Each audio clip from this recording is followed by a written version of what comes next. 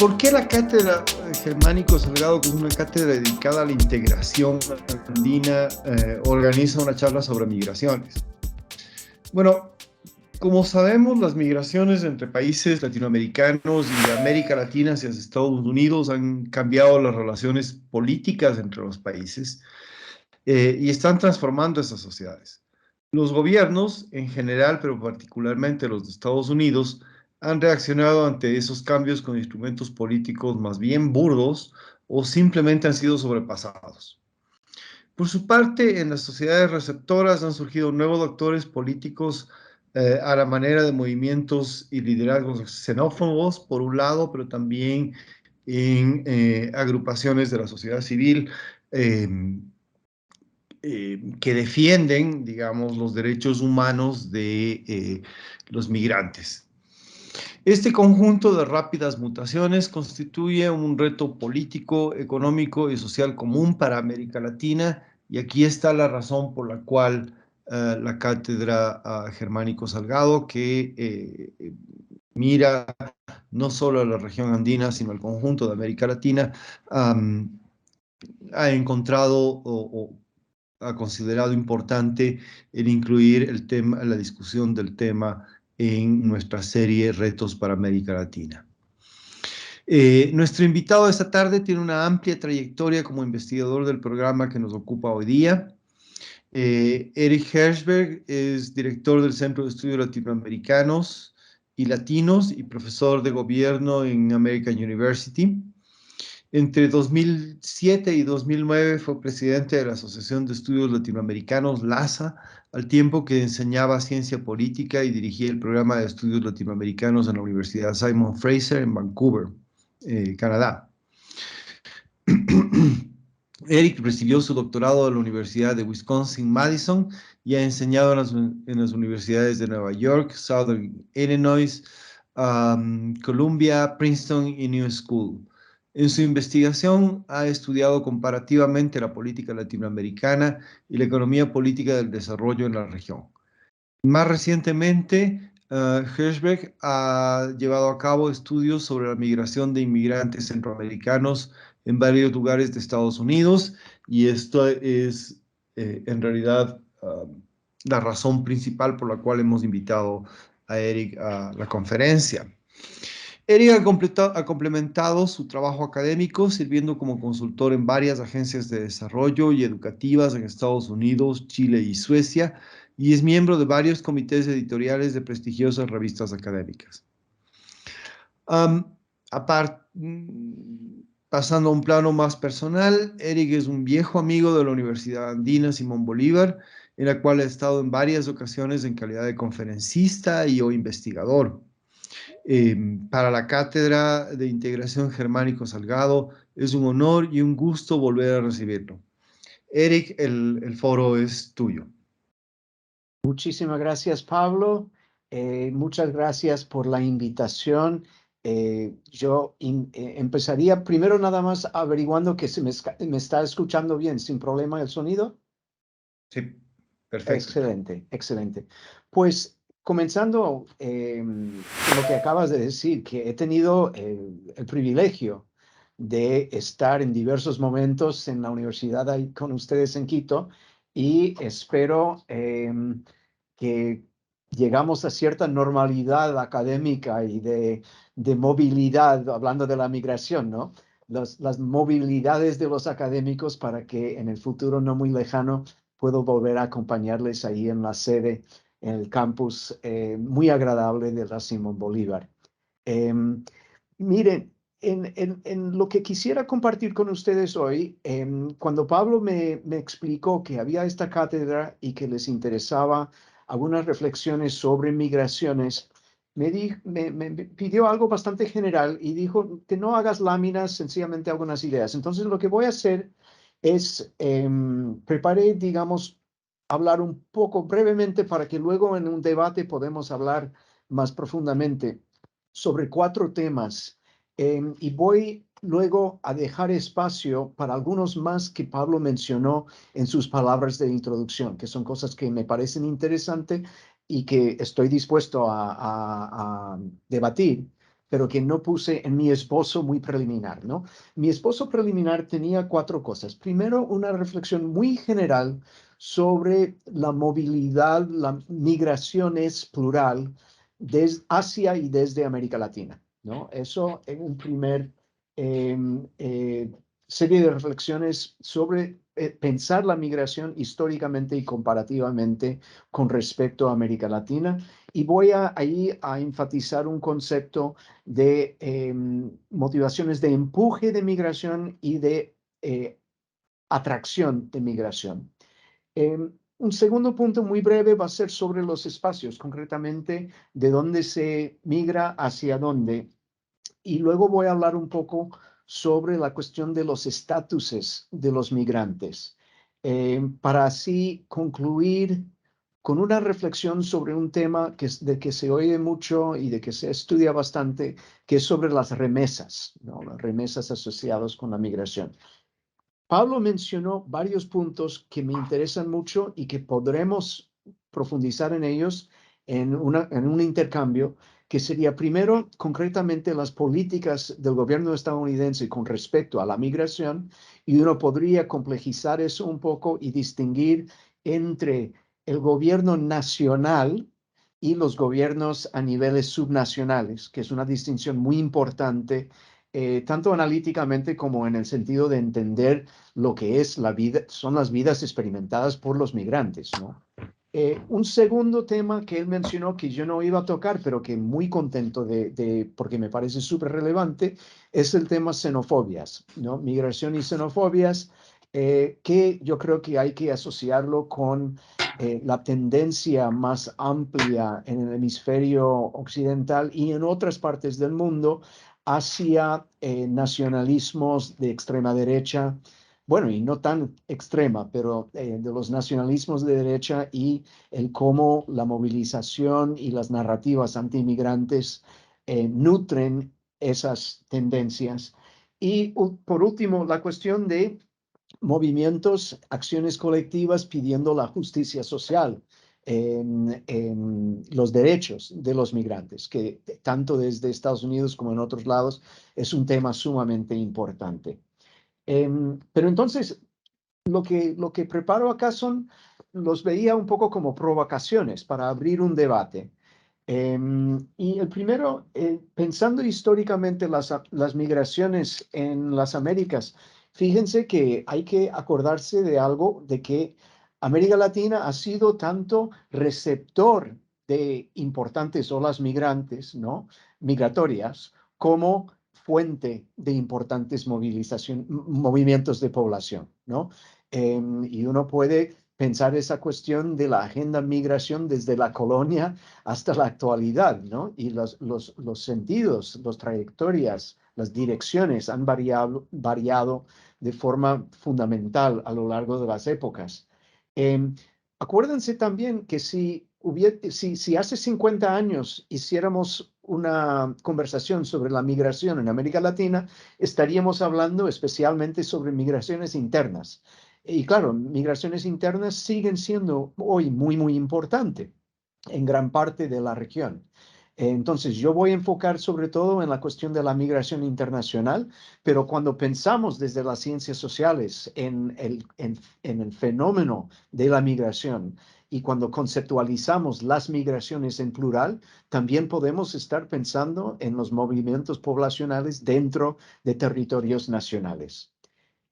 Luego, como mencioné en mi comentario introductorio, se puede destacar los factores que motivan a la migración, a una población que les empuje a migrar, y los factores que ayudan a explicar por qué se atraen a lugares concretos. O sea, una cuestión es la decisión de migrar, que es una decisión que se hace, y esto es importante, a nivel del individuo, pero también a nivel del hogar, ¿m?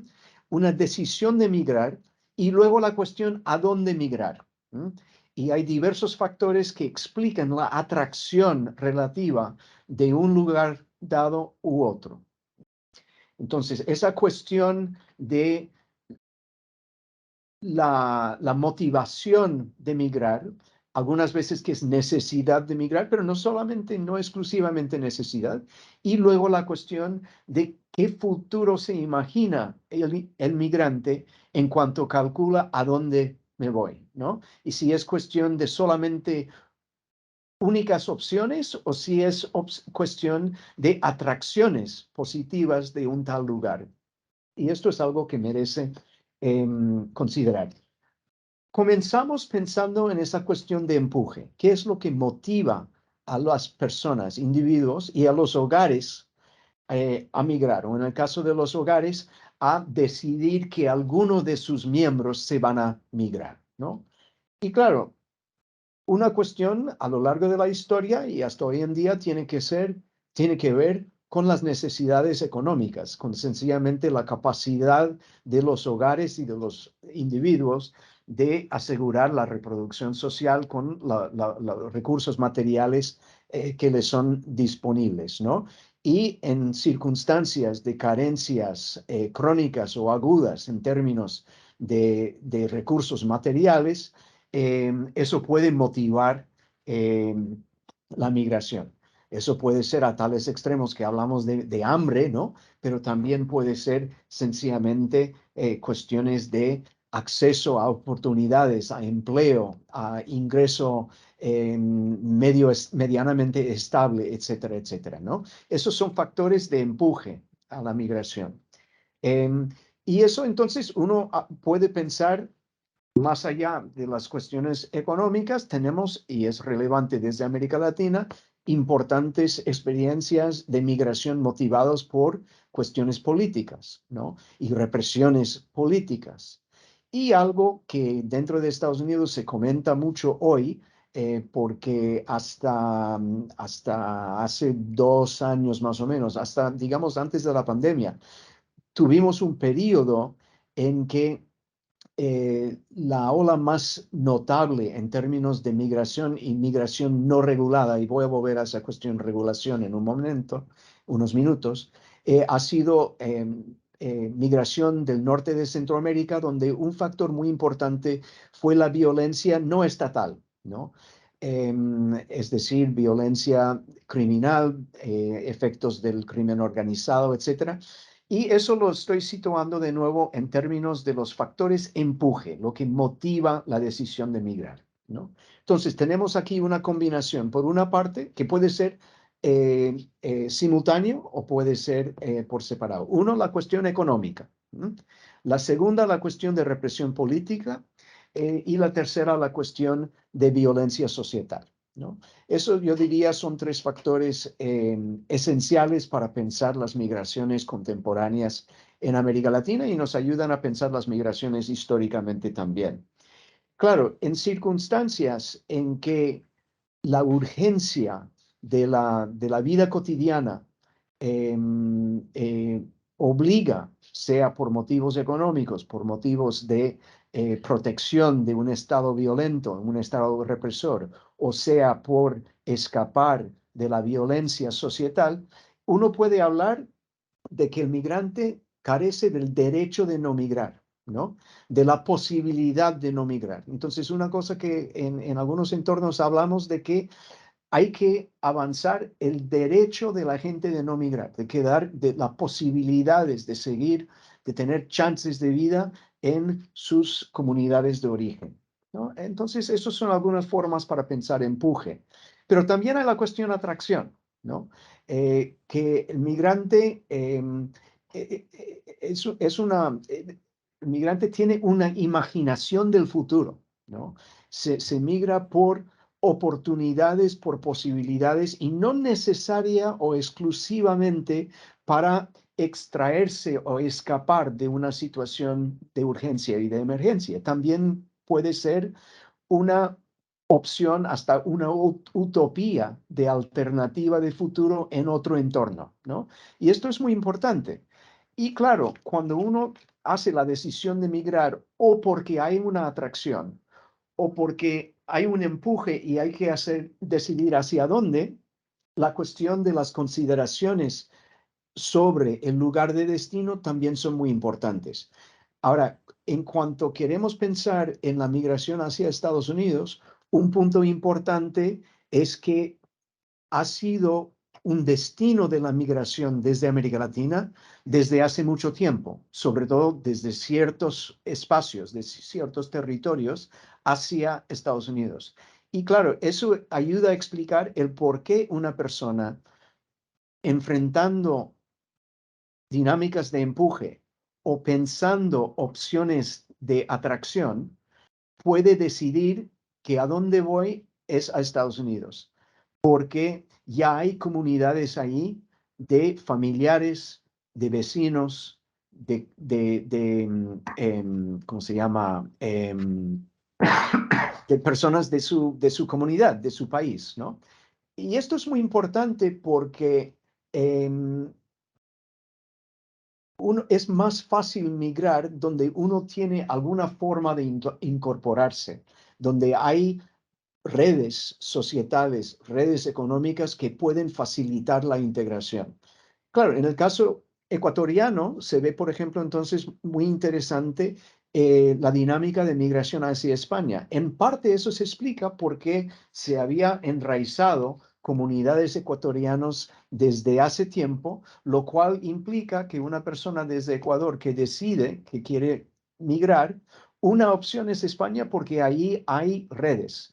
Uno lo ve menos si uno está pensando, por ejemplo, en salvadoreños, ¿no? Donde hay menos comunidad en España y hay una enorme comunidad en Estados Unidos. Eso da al potencial migrante unas opciones de incorporarse que son muy relevantes.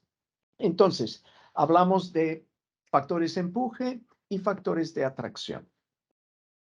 Un segundo punto que quiero tratar muy brevemente es esa cuestión desde dónde se migra y hacia dónde se migra. O sea que ya comencé con ello.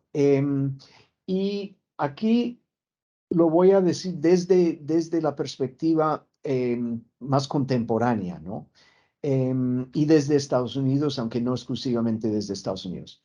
Si tuviésemos la conversación antes de la pandemia, los dos flujos muy importantes en América Latina en la década previa a la pandemia fueron, por una parte, el éxodo venezolano, en que más o menos la quinta parte de la población migró durante un periodo de aproximadamente una década, y sobre todo migraron a otros lugares en América Latina, sobre todo, no exclusivamente, Sudamérica.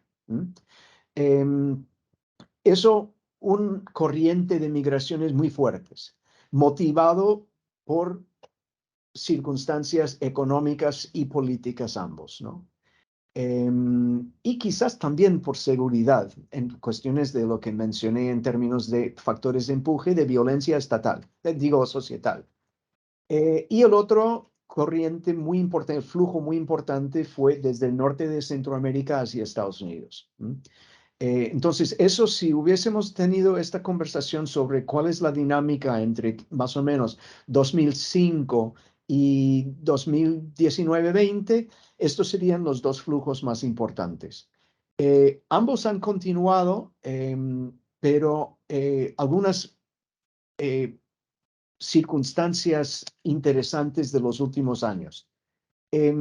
Primero, desde Estados Unidos estamos viendo que de nuevo vuelve a ser importante la migración hacia Estados Unidos desde México, lo cual es interesante porque México fue el origen del grupo más grande de migrantes hacia Estados Unidos durante décadas hasta más o menos mediados de los 2000, ¿no? O sea, hasta 2005, cuando los centroamericanos ya venían como el grupo más importante en términos volúmenes. Y por múltiples motivos que tenían que ver con cambios demográficos y también por cuestiones de mercados laborales en México, México dejó de expulsar población. Y la verdad es que las salidas y entradas a México ya se estabilizaron hacia finales de la década previa.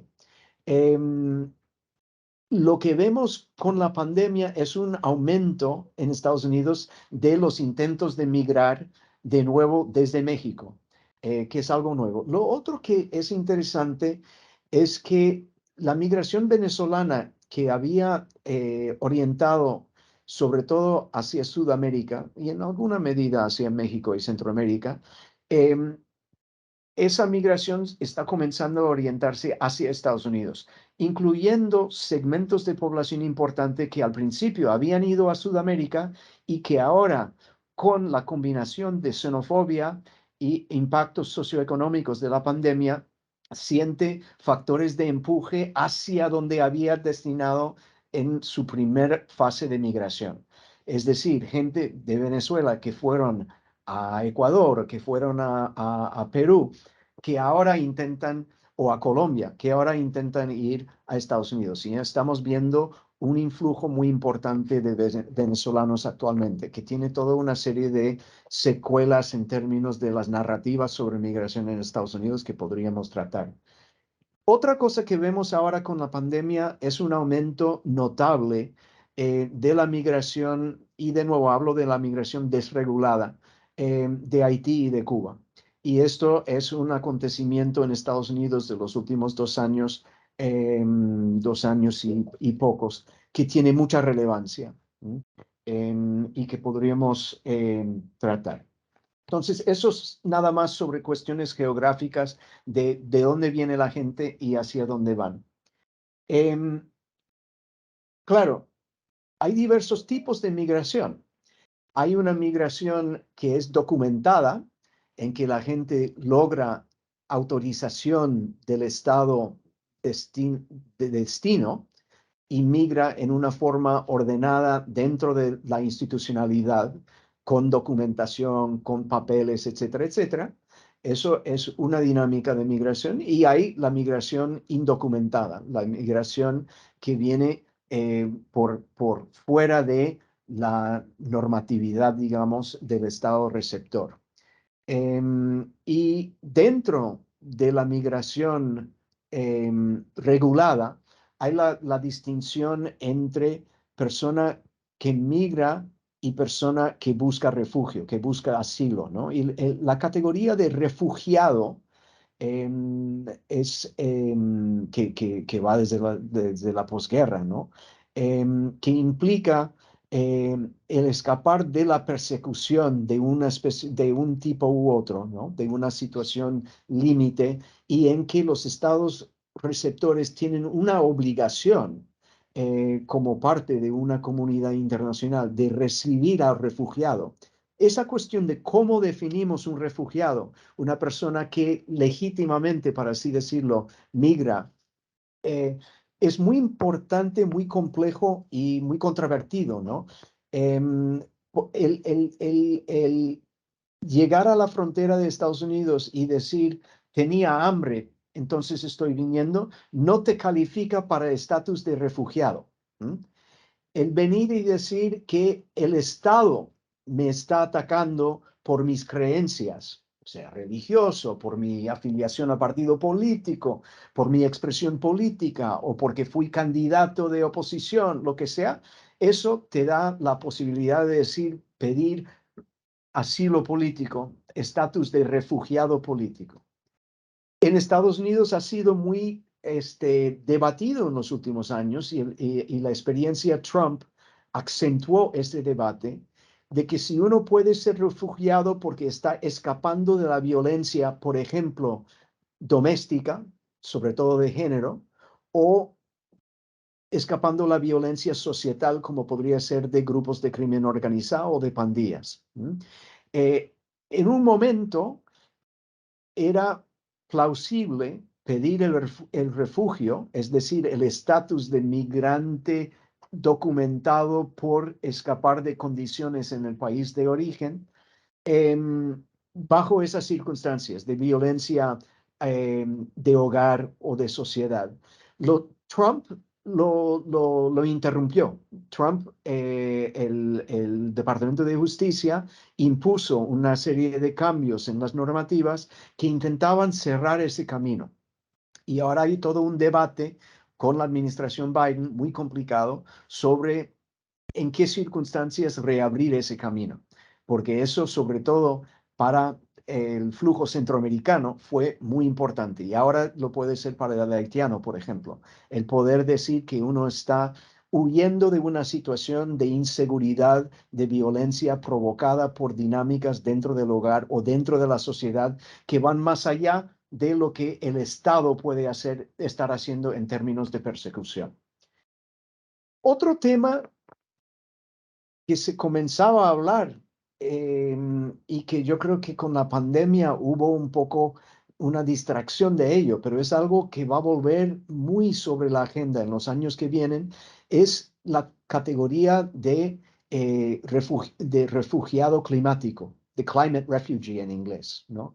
Eso es un tema que algunas instancias en Naciones Unidas han estado pensando en qué vamos a hacer en un mundo en que decenas de miles de millones de personas, centenares de millones de personas van a tener que migrar por cuestiones de cambio climático. ¿Cómo vamos a regular eso? ¿Cómo vamos a hacer que esa migración sea regulado de una forma que protege al derecho de los migrantes, al derecho de los que se categorizarán, uno espera, como refugiados, no como migrantes indocumentados sin derechos, etcétera, etcétera? Esa cuestión va a ser sumamente importante para los años que vienen. Ahora, última cosa que voy a decir y luego dejar espacio para tratar los temas que Pablo mencionó, que me parecen súper interesantes, pero que yo no preparé profundizar en estos comentarios introductorios, que eran las cuestiones políticas estadounidenses, xenofobias y justicia social. Una cosa más que quiero mencionar, porque puede ser de interés para algunos de los que participan, se habla mucho de migración y remesas. Y la forma más sencilla de pensar las remesas es sencillamente el cómo los individuos o los hogares transmiten recursos económicos, sobre todo dinero, digamos, a sus familias y sus comunidades de origen, ¿no? Entonces uno piensa, por ejemplo, en el caso de la migración salvadoreña a Estados Unidos, y estamos hablando de más o menos la tercera parte de la población de El Salvador que vive en Estados Unidos. Eso implica un flujo de recursos hacia El Salvador de unos casi 25%, si no me equivoco. O sea, entre un quinto y un cuarto del PIB, del Producto Interior Bruto, es el equivalente son las remesas. Uno vería números casi tan altos en otras partes de Centroamérica como Guatemala o Honduras, en algunas islas del Caribe. Hay momentos en México en que ha sido también muy alto. O sea, pensando las remesas como el flujo de dinero que va desde los individuos y las comunidades migrantes hacia los países y comunidades de origen. Y claro, si uno tiene sistemas económicos, modelos económicos que no generan mínimos de bienestar para gran porcentajes de la población, para las élites que dominan esos sistemas les puede ser muy inconvenientes que la población que expulsa luego envía dinero que sirve como algún tipo de amortiguador en circunstancias de carencia extrema por parte de los sectores de la población que quedan por fuera del modelo de acumulación. Yo creo que para entender Centroamérica actualmente uno tiene que pensarlo de esa forma. Pero claro, en un país como Ecuador también las remesas son muy importantes, como muchos de ustedes van a saber mejor que yo. Entonces, se habla mucho de remesas o como estrategia de antipobreza o como mecanismo de protección social o quizás hasta en algunos momentos como fuente de inversión para las comunidades, que puede ser inversión en la escolarización, por ejemplo, de los chicos. ¿Cómo se va a pagar para que las tasas de escuela se cubren? Pues con la migración y la remesa que cubre eso, que es una inversión en el futuro del hogar y quizás de la sociedad, ¿no? También se habla de las remesas como mecanismo para invertir en cuestiones básicas como de protección de salud, etcétera, etcétera, ¿no? O sea, esos son remesas en términos económicos con consecuencias sociales.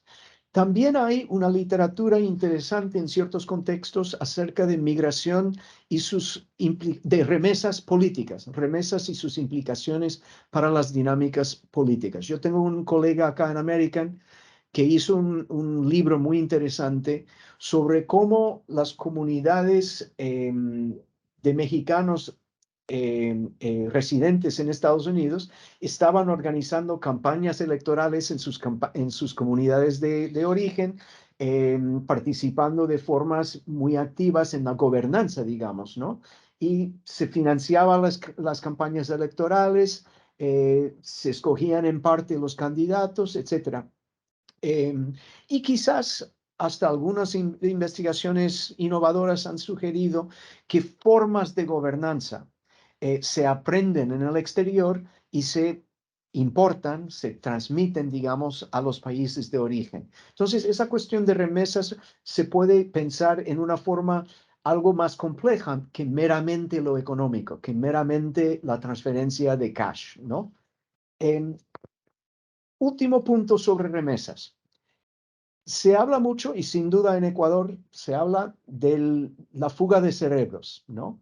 De que las personas con más talento, con más creatividad hacia el futuro, más imaginación, encuentran que no tienen oportunidades en casa, en sus países, en sus comunidades, y deciden migrar, optan por la migración, y que en ese sentido la comunidad pierde la posible contribución de ese miembro tan importante. Y claro, fíjense que migrar es una decisión muy osada, ¿no? Es muy complejo migrar. Entonces, es la población más esperanzador, más emprendedor, que va a decidir hacer esa decisión tan de alto riesgo, ¿no? Tan complicado. Y entonces, en ese sentido, uno puede pensar, ay, pues la sociedad que expulsa población está perdiendo. Pero por otra parte, fíjense que si la población con más potencial, los jóvenes con más potenciales, no ven oportunidades en casa, el que migran para esas oportunidades puede ser una opción positiva para la comunidad. Y aunque haya fuga de cerebros en el corto plazo, uno puede imaginar en el mediano y largo plazo lo que, bueno, en inglés, en fuga de cerebros en inglés se dice brain drain. Uno puede pensar en brain gain, en aumento de cerebros, en el sentido de que los migrantes pueden transferir conocimientos y pueden transferir redes, que si las circunstancias cambian, quizás permiten una contribución más allá de las remesas hacia sus comunidades. Y uno puede mirar, por ejemplo, algunos de los casos del mayor dinamismo en la economía mundial en las últimas décadas. Uno ve lo que esa dinámica de la vuelta de cerebros, de la innovación provocado por dinámicas de migración, que en su momento se lamentaba que era pérdida de cerebros, fuga de cerebros, pero que al final fue un retorno cuando la institucionalidad mejoró, cuando las circunstancias permitió, fue una capacidad de innovación, de creatividad, de contribución de recursos que fueron fundamentales al desarrollo. Mírense el caso de Corea, mírense el caso de Taiwán, mírense el caso de la India, ¿no? En que generaciones salieron para la educación y para el mercado laboral, y generaciones después vuelven estableciendo empresas, transfiriendo tecnología, y son de las sociedades más prósperas del mundo actual, ¿no? Y yo creo que muchas veces pensamos en la migración desde ese lado negativo, pero que puede también ser muy positivo. Yo lo voy a dejar ahí. Son una serie de provocaciones sobre cómo pensar las migraciones, pero como digo, si quieren hablar de tendencias en las políticas dentro de Estados Unidos, o en los temas que Pablo mencionó de xenofobia y de la política de migración en términos de la conflictividad en los sistemas políticos actualmente, y luego la cuestión de las luchas por la justicia para los migrantes, que es sumamente importante y algo que me ocupa mucha atención aquí en Washington y en Estados Unidos. muy contento, ¿no? Entonces, para que los participantes comparten sus ideas. Y gracias de nuevo. Okay, gracias, Eric. Hay una persona que se identifica como B. Calderón. No sé si es hombre o mujer. Y me parece que, y hace el siguiente comentario. Que podría aludir a la primera parte al primer punto de tu exposición sobre la distinción entre factores que motivan y factores de atracción, ¿no es cierto?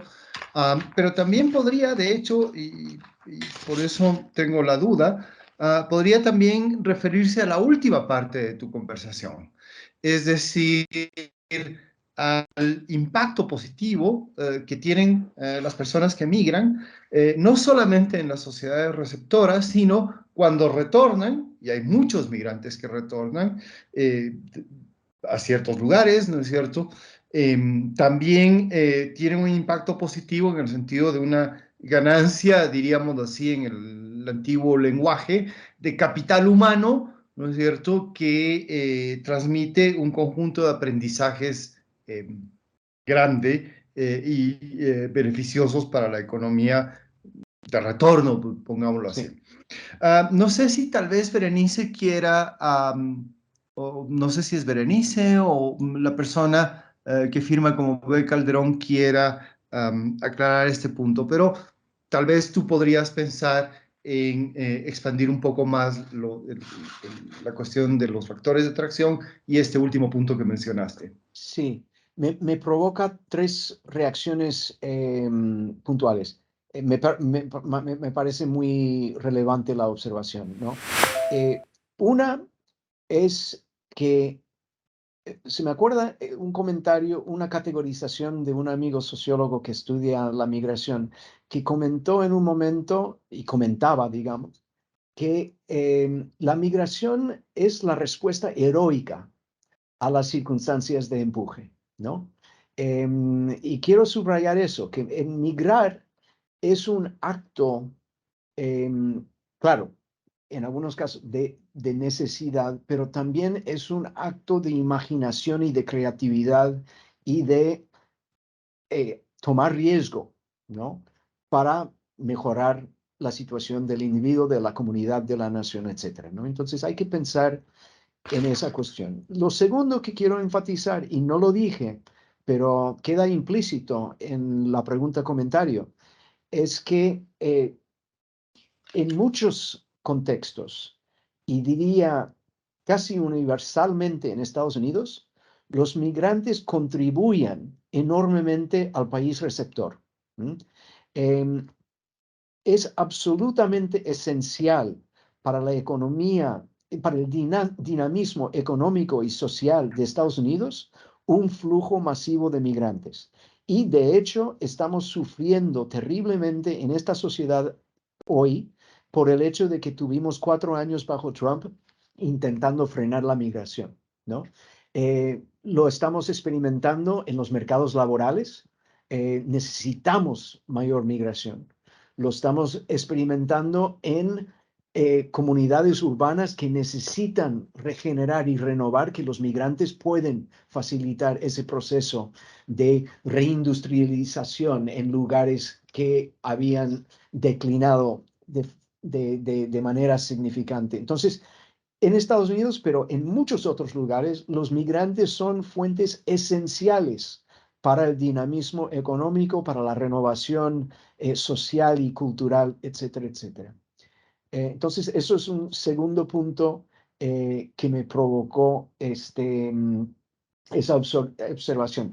Había un tercer, y ahora, ¿cuál era?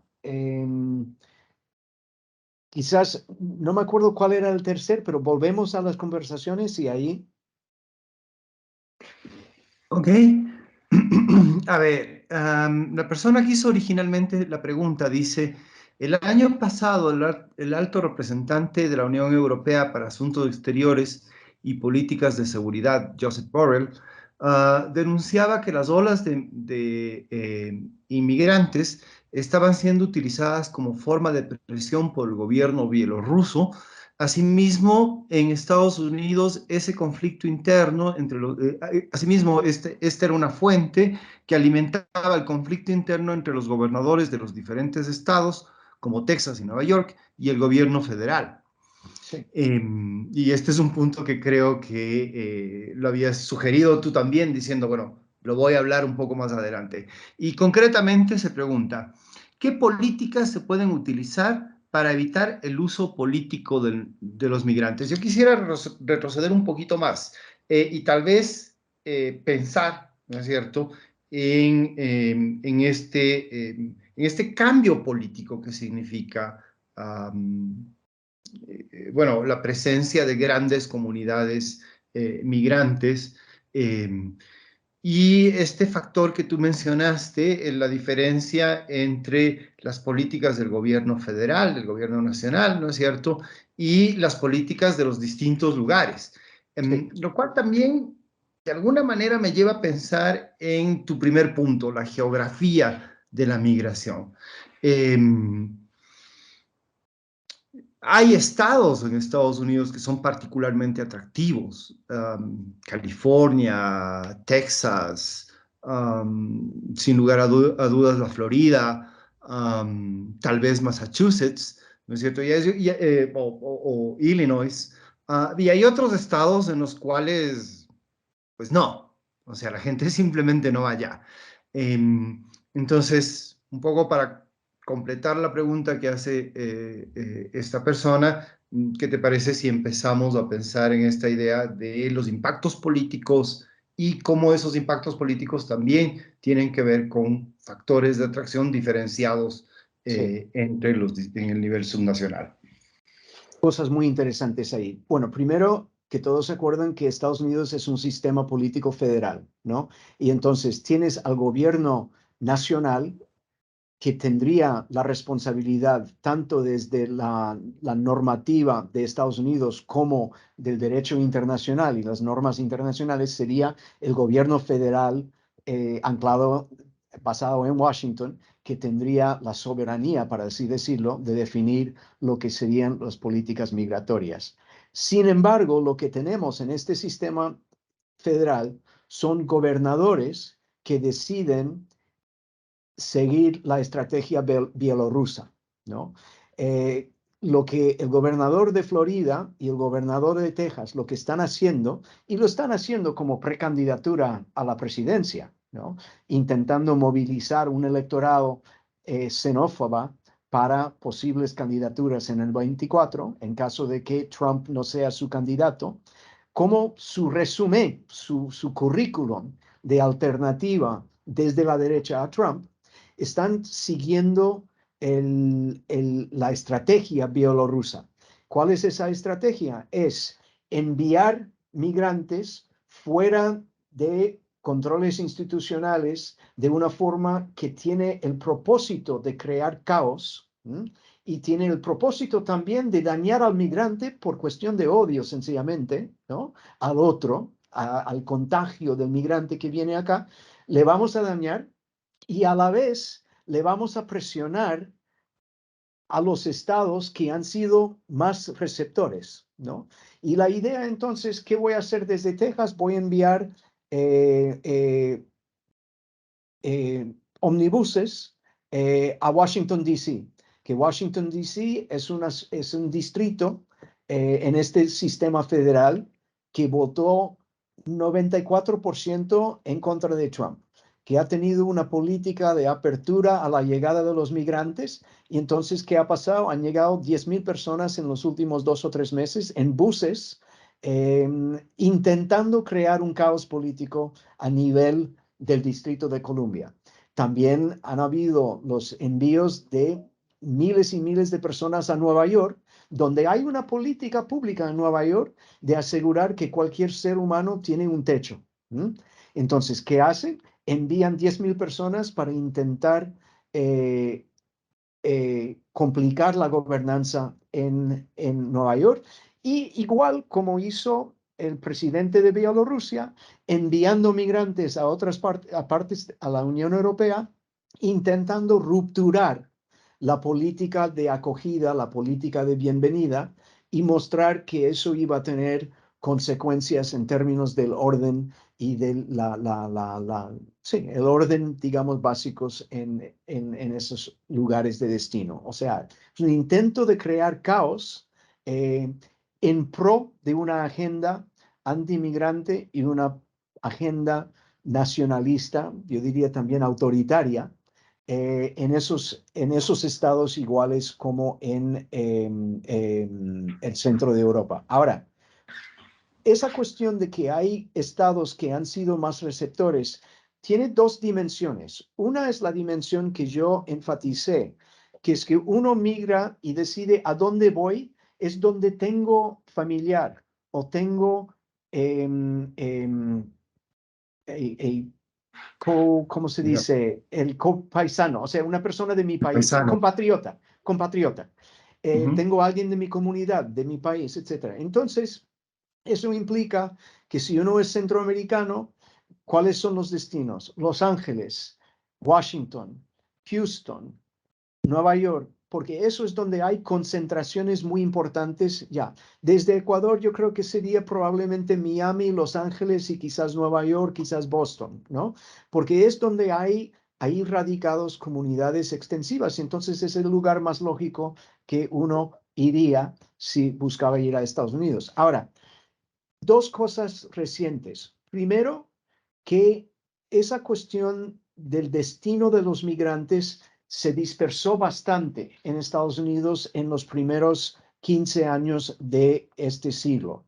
Y en ese sentido, muchos estados que no habían tenido comunidades grandes de migrantes, sobre todo latinoamericanos, empezaban a encontrar flujos importantes, muchas veces indocumentados, ¿no? Trabajando en los nichos relativamente desventajados de los mercados laborales, ¿no? Entonces, el sector servicios de baja protección y bajos sueldos, bajos salarios, se estaban cubriendo por parte de inmigrantes indocumentados en zonas que históricamente no habían recibido mucho migrante. Entonces, los nuevos gateways se llaman, los nuevos portales de la migración. Y eso tenía que ver con sectores zonas del medio oeste, zonas del sur, zonas de la región, lo llamamos de las montañas rocosas, etcétera, que recibieron flujos migratorios más importantes que en el pasado. Lo otro es que sí es cierto que los migrantes suelen ir a los lugares que mayor concentración han tenido, como por ejemplo podría ser centroamericanos, Washington, D.C., mexicanos, Los Ángeles, centroamericanos, Los Ángeles, caribeños, Miami, etcétera, etcétera. A veces esos son los lugares en este sistema federal que más abiertos son a los flujos migratorios, pero a veces en ese sistema federal tienen a nivel de los gobernadores líderes muy anti-inmigrante. Entonces, el caso Texas es muy interesante. El gobernador de Texas quiere movilizar el odio al otro, el resentimiento hacia el no blanco, hacia el que no habla inglés, etcétera, por una agenda que tiene tanto dentro del Estado a nivel electoral como en su imaginación de su futuro en el sistema electoral nacional. Eh, Dentro de Texas tienes municipalidades y distritos que son mayoritariamente migrantes diversos que ofrecen acogida abierta, digamos. Contrastas la ciudad de Houston y el condado Harris County, ¿no? Que es donde Houston es la capital de esa zona. Eso es una zona que vota 75% en contra de ese tipo de agenda xenófoba, ¿no? Pero está operando dentro de una lógica de Estado, de gobernanza desde el capital de Austin, ¿no? Entonces, esa heterogeneidad que tienes el nivel nacional, el nivel estatal y luego el nivel poblacional de áreas metropolitanos es muy importante tener en mente. Estás en mudo. Tenía mi micrófono apagado. Alexander Vélez te saluda y te agradece por tu presentación y te pregunta, ¿qué opinión le merece la situación de emergencia migratoria actual que se vive en el tapón del Darién, en la frontera selvática entre Colombia y Panamá? Considerando que ambos países siguen la estrategia migratoria de los Estados Unidos en política internacional. Yo creo que Alexander está haciendo referencia a la combinación de migración haitiana que pasa por el tapón del Darién, pero también mucha migración venezolana, sí, mucha migración venezolana de la del segundo tipo de la que hablaste en tu presentación. Sí, es muy importante y claro, un tema que esto recuerda, ilustra lo siguiente. ¿Qué han hecho gobiernos de Estados Unidos en las últimas décadas para intentar reducir la migración no regulada, la migración no controlada? Ha sido hacerlo más peligroso. Construyes una frontera, una muralla en la frontera para que la posibilidad de que cruces sin morir de hambre o de sed disminuya. O sea, aumentar el riesgo para el migrante, aumentar el sufrimiento para el migrante como intento de disuadir a la migración ha sido una política no quizás declarada, pero ha sido la política de Estados Unidos durante mucho tiempo. Ambos partidos lo han seguido. De acuerdo que lo más extremo fue Trump, ¿no? Pero distintas, consecutivas administraciones del Partido Demócrata que supuestamente tenían mayor apertura a la idea de derecho de inmigrante y tal, intentaron hacer más difícil el cruzar la frontera. El caso Darién es un ejemplo, digamos, extraordinario de cómo hacer que la migración se convierta en, en un viaje, en un trayecto de enorme riesgo a la sobrevivencia, ¿no? Yo tenía entendido, pero no sé a dónde ha ido, que en los últimos meses había un diálogo que estaba siendo fructífero, involucrando el gobierno de Panamá, el gobierno de Estados Unidos y algunos otros gobiernos del hemisferio sobre cómo superar esta situación en que el Darien Gap se estaba convirtiendo en el lugar de no sobrevivir de los que urgentemente estaban intentando pasar, ¿no? No tengo claro dónde ha quedado esas negociaciones, pero creo que sí han habido negociaciones diplomáticas sobre cómo tratar ese tema en concreto, que ha sido cada vez más costoso en términos de vidas, ¿no? Y del sufrimiento que personas están experimentando intentando hacer esa trayectoria. Es sumamente importante. Yo creo que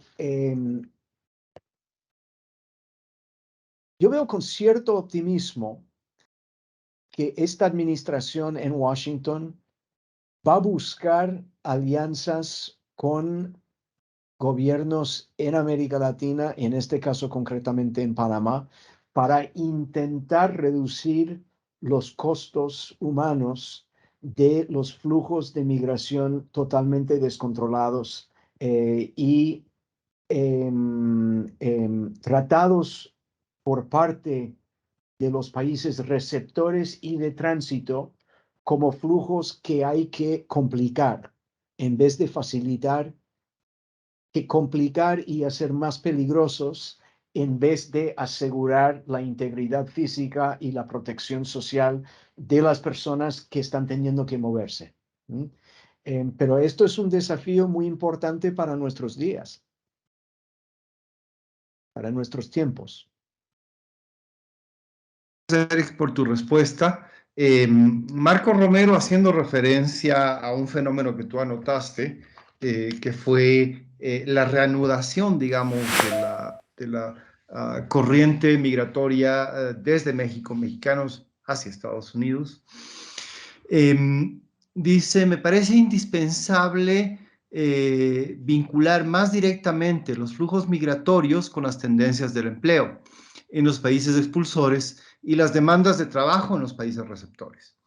En tal sentido, la constatación de la reactivación de la migración mexicana a Estados Unidos, al menos en parte, refleja tanto la debilidad del crecimiento mexicano como las reanudaciones de las cadenas de valor en Estados Unidos expresadas en el paso del NAFTA al TEMEC, agudizadas y modificadas por los efectos de la guerra comercial entre Estados Unidos y China y por la guerra en Ucrania. Totalmente de acuerdo.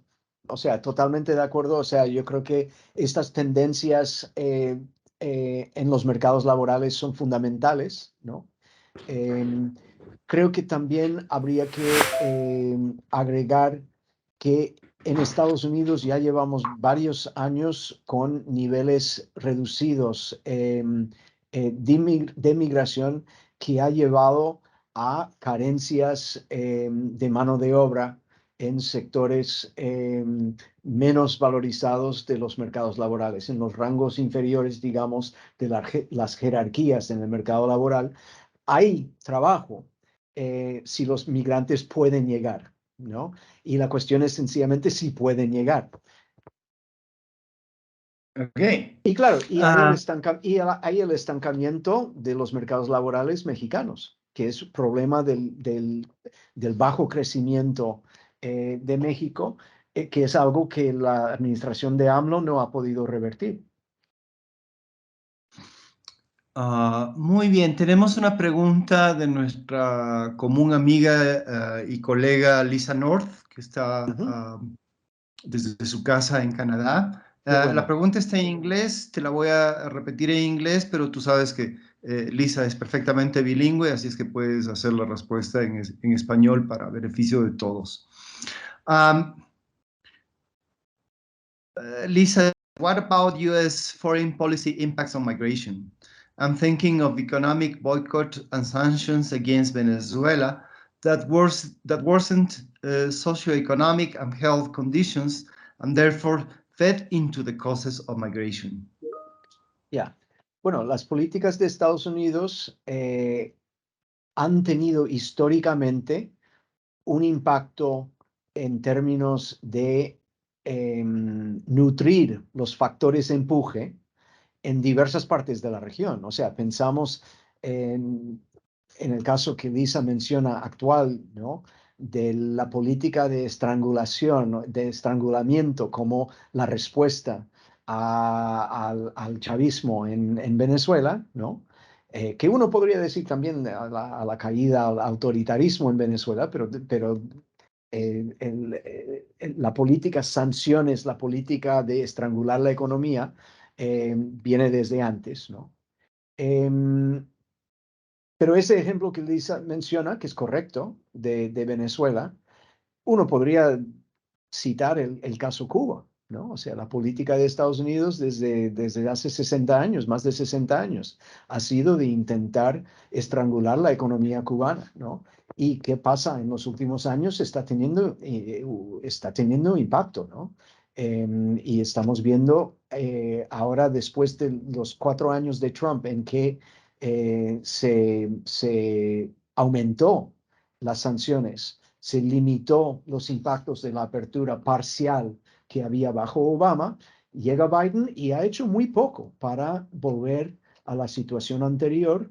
Y cuando uno combina la falta de inversión durante ya décadas en Cuba, en infraestructura, etcétera, con la caída de las exportaciones que ha habido en los últimos años, la caída del turismo con la pandemia, esa combinación ha creado un catástrofe social en Cuba que está nutriendo una migración descontrolada, una migración caótica. Y claro, Estados Unidos tiene mucho que ver con eso. La política de Estados Unidos ha sido intentar estrangular la economía de la isla, ¿no? Claro, uno mira anteriormente la primera oleada de migración masiva de Centroamérica venía en el contexto de la Guerra Fría y del involucramiento de la región centroamericana en la conflictividad este-oeste, en la bipolaridad del sistema durante la Guerra Fría. Estados Unidos provocó, nutrió muchas de esas dinámicas migratorias ya por sus políticas de seguridad en esa época de los 70 y los 80. Entonces sí, Estados Unidos tiene mucho que ver con esas dinámicas de migración. Ok, gracias. Tengo dos preguntas, perdón. Tengo dos preguntas de el señor David Petit. La primera dice, bueno, en realidad son comentarios. La primera dice, el profesor, tú, Eric, señalas la buena acción de la actual administración en Washington, pero no ha señalado la acción para combatir el origen y causa esencial de las migraciones forzosas. El tipo de régimen político ideológico, como los de Cuba y Venezuela, por nombrar solo dos. Mientras Maduro prosigue en el poder, van a seguir saliendo centenares de venezolanos al día por el Darién. ¿Cuál es tu opinión al respecto? Y añade, en el caso de Venezuela, la estrangulación de la economía no vino de afuera, sino por parte de Chávez, estando vivo y luego Maduro. No se puede culpar a agentes externos por lo que ocurrió internamente desde 2007, por lo menos con el caos económico-financiero por una ideología y políticas fallidas. Yo Eric. comparto, yo que no soy especialista en ni la gobernanza ni la economía política de Venezuela, pero resulta que yo comparto la idea de que la culpa principal por el colapso de la economía venezolana viene de las decisiones muy equivocadas, tanto sobre organización de la economía como poco a poco sobre la brutalidad de la represión política bajo el gobierno primero de Chávez y luego de Maduro. Yo creo que la culpa principal ahí reside. Ahora, más allá de eso, yo creo que la respuesta de Estados Unidos, tanto en Venezuela como en Cuba, ha sido que la forma en que nosotros como poder hegemónico en el hemisferio occidental vamos a provocar un cambio político en esos casos va a ser con las sanciones económicas y que sanciones económicas van a conducir al cambio político que nosotros quisiéramos que ocurra. Y mi postura sería que eso es una estrategia muy equivocada. Primero, porque no tiene éxito en superar los gobiernos que tú no quieres, ¿no? O sea, tenemos ya una historia que las sanciones no van a resultar en el derrocamiento de los regímenes que Washington quiere que se derroquen, ¿no? Pero sí va a llegar a un empeoramiento de las situaciones sociales y materiales de los sectores que no tienen el poder y que viven las consecuencias en términos de miseria del colapso, del deterioro de esas economías. Y creo que lo vemos en Venezuela y lo vemos en Cuba. Okay. Déjame mirar si tenemos alguna otra pregunta en el chat. No, no hay ninguna otra pregunta ni ninguna otra reacción a tus últimas intervenciones. Y yo quisiera, o sea, yo sé que tú eres no solamente un investigador, no eres solamente un académico. Tú has examinado esto también desde la perspectiva de la justicia social. Y me gustaría que pudieras hablar un poco sobre cuál es el impacto que tienen los movimientos por la justicia social, los movimientos, diríamos, de alguna manera por la protección de los derechos humanos de las personas en las políticas de los gobiernos o del gobierno estadounidense, y si has tenido la oportunidad de observarlo en las políticas de los gobiernos centroamericanos, bueno, particularmente en las políticas de los gobiernos centroamericanos. Sí, pues mira, es un tema muy importante, ¿no? La reivindicación de los derechos humanos de los migrantes y de la cuestión de la protección de los migrantes de la, ¿cómo decir? De no consentir al abuso hacia las comunidades y los individuos migrantes, ¿no? Esa reivindicación de justicia, esa reivindicación del trato civilizado entre los seres humanos y entre las comunidades en el mundo, ¿no? Me parece sumamente importante y yo creo que si uno mira el panorama, digamos, el terreno de los movimientos para la justicia social y para los derechos humanos hoy en día en las Américas, el tema migración es fundamental, ¿no? Toda la cuestión de el trato humano y civilizado y democrático, etcétera, hacia las comunidades migrantes en Estados Unidos y la movilización tanto de las comunidades migrantes como de las comunidades asentados acá desde hace generaciones, insistiendo en que hay que respetar a los derechos de personas que migran aquí. Eso ha sido fundamental a la conflictividad política en este país en los últimos años. Trump intentó motivar el odio en contra y el temor al otro, al extranjero, y los que combatieron a Trump muchas veces intentaron movilizar los instintos civilizados de sectores de la sociedad que dijeron que no, que las personas se tratan entre sí no de esa forma de agresividad y de violencia y de acusaciones, sino de acogimiento y de tolerancia y de multiculturalismo larga, etcétera, ¿no?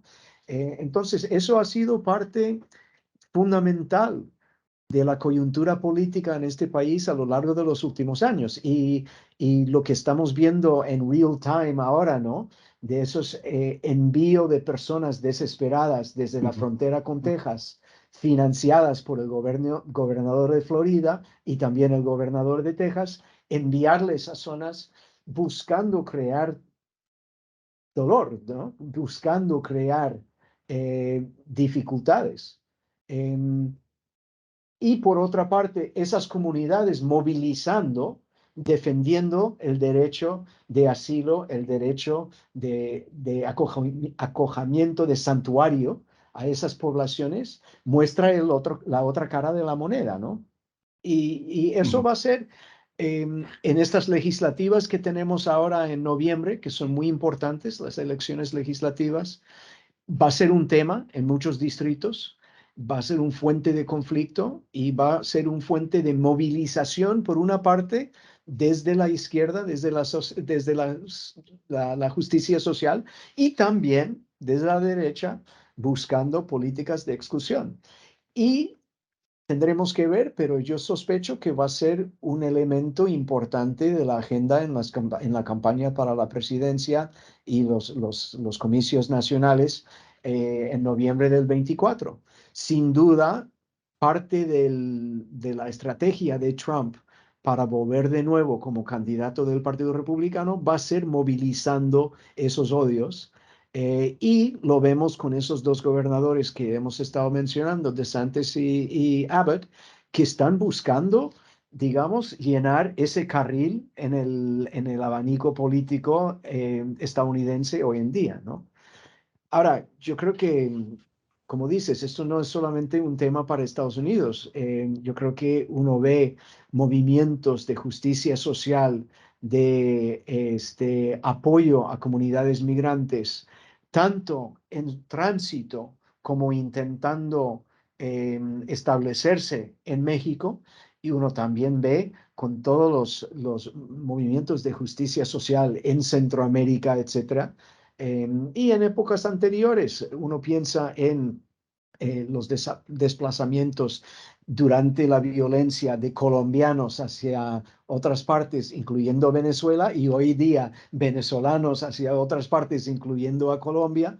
Ves ahí importantes intervenciones por parte de movimientos sociales y ciudadanos, eh, viendo en el tema migración y en el tema de trato al migrante y en el tema de integración de comunidades migrantes, un elemento fundamental de su compromiso con la convivencia democrática, ¿no? Entonces yo creo que la migración es absolutamente fundamental para la construcción de sociedades democráticas,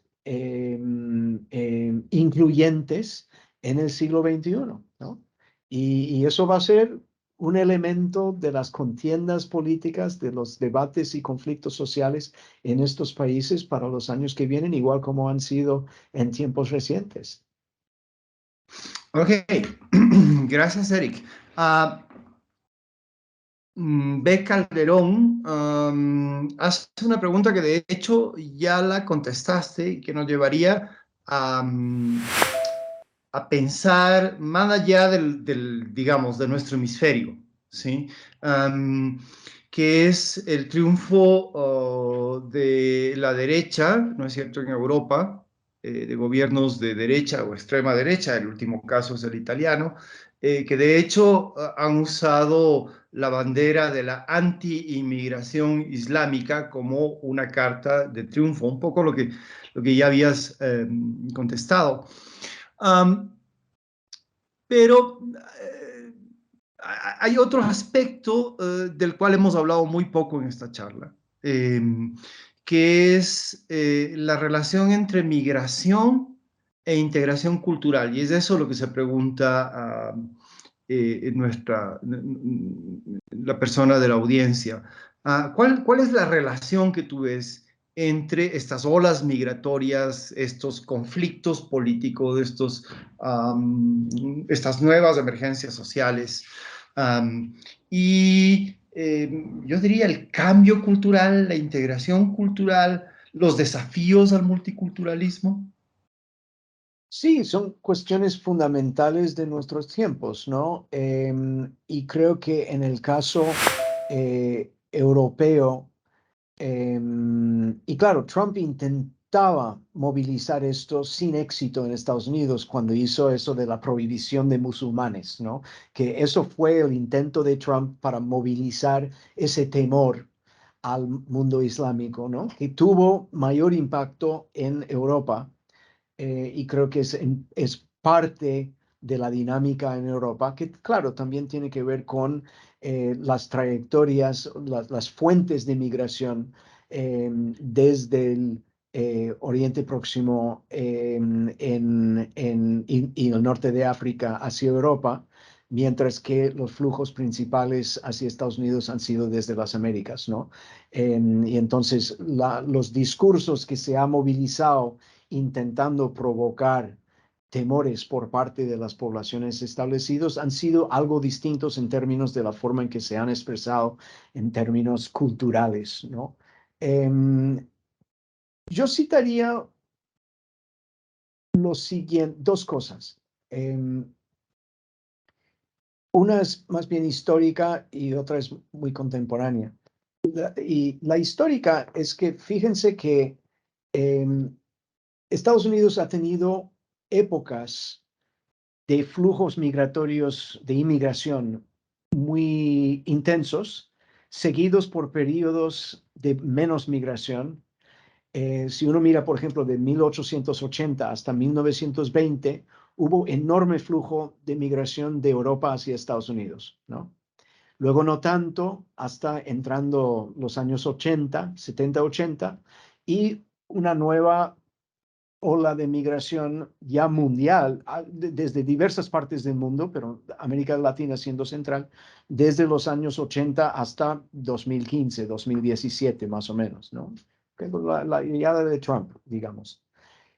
si uno mira en ese periodo anterior, de 1880 a 1920, esa llegada de población ajena fue racializada, fue portrayed, narrada como algo de invasión de otras culturas, de otras razas, etcétera, ¿no? ¿Y quiénes eran? Eran italianos, irlandeses, judíos, etcétera, ¿no? Y claro, 2 generaciones después la cosa es distinta, ¿no?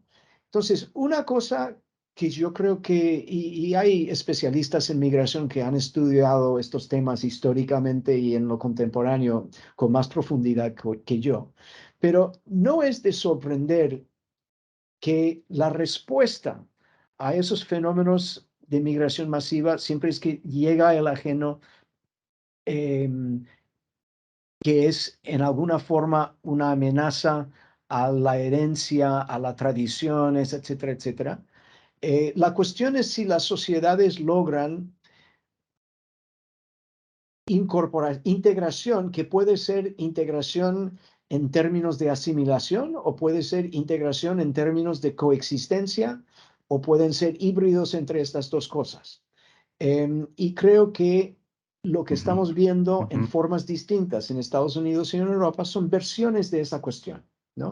Y siempre va a ser complicado. Ahora, a mí me interesa mucho el caso, mencionaste cuando me presentaste que yo estuve 3 años en Canadá y tú también estuviste unos años en Canadá. El caso canadiense me parece interesante, ¿no? Porque Canadá es un país y es muy complejo, ¿no? O sea, yo reconozco que hay mucho debate sobre cuán exitoso es el modelo canadiense de acogida de migrante y refugiado de diversos lados. Pero a mí me llama la atención, viniendo de Estados Unidos, que en general Canadá ha podido narrar ese proceso de incorporación de flujos diversos de migrantes con mayor facilidad que lo ha hecho aquí en Estados Unidos, ¿no? Y creo que hay ciertas lecciones de cómo desde el Estado y desde la sociedad se puede crear una comprensión societal, una narrativa sobre la integración de flujos de población cada vez más diversa, y como eso puede ser una fuente de dinamismo en las sociedades receptor, no de algún tipo de amenaza, ¿no?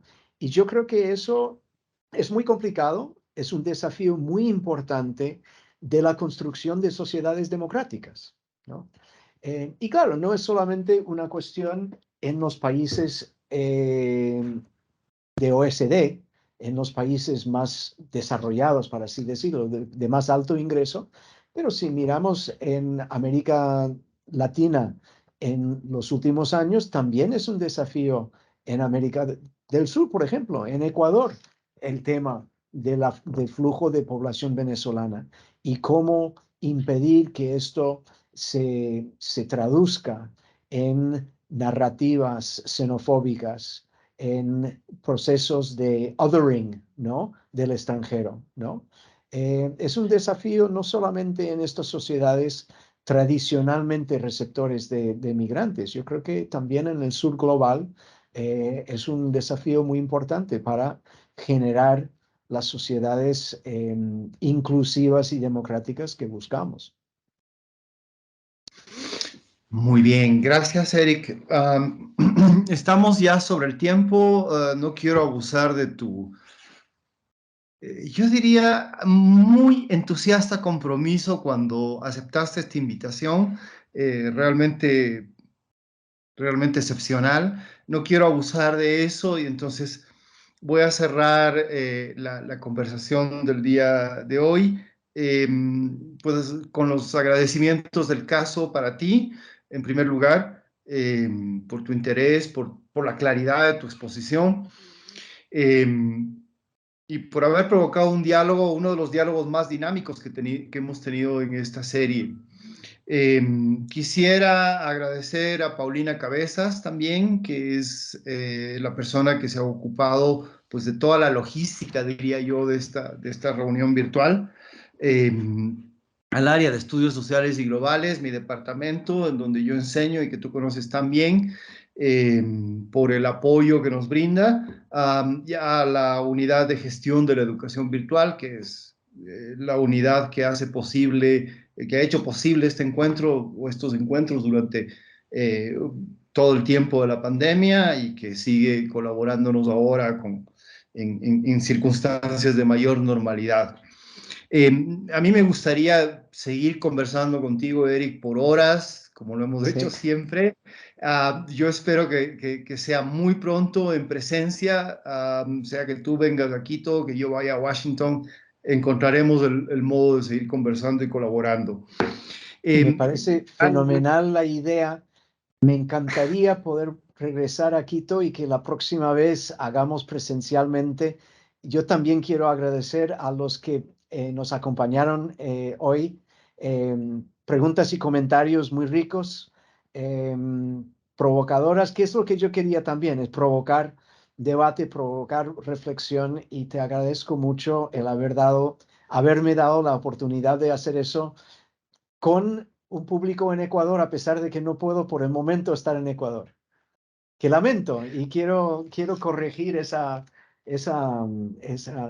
falta de oportunidad que hace años ya que no he estado. Ok, quiero cerrar simplemente invitando a la siguiente charla, que será sobre los capitalismos andinos.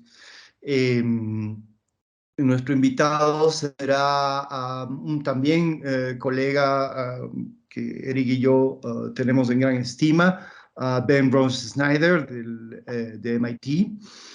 Um, Oportunamente les haremos llegar la invitación, digamos, pública a esta charla. Um, y también quiero invitar a nuestra audiencia, como siempre, a que visiten las grabaciones de las charlas anteriores en la página web de la cátedra. Si bien esta ha sido excepcional por el dinamismo, todas han sido extraordinariamente valiosas.